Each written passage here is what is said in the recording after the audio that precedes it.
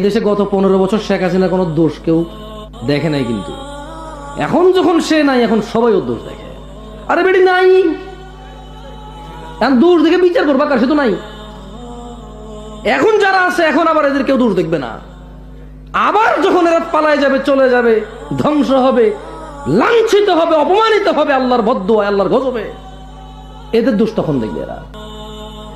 যে আছে তার দোষটা দেখো, তাহলে দেখবা দোষ কমে আসবে। চলে গেলে দোষ দেখে লাভ নাই। আর আরেকটা কথা বলি, এই দেশে চোর বদলায়, চুরি বন্ধ হয় না।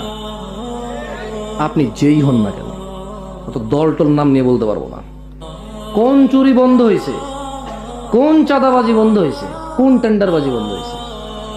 এখনো কি ভ্যানওয়ালা হাইওয়ের সামনে ভ্যান গাড়ি নিয়ে দাঁড়ায় কাউকে চাঁদা দিতে হয় না? এদেশে তো চুরি বন্ধ হবে না, চোর বদলাবে। আপনি যে রাজনীতি করেন এটা চোর বদলানোর রাজনীতি। এত খুশি হয়েন না যে একটা চোর গেছে ভাগছে, আপনিও চোরের রাজনীতি করেন।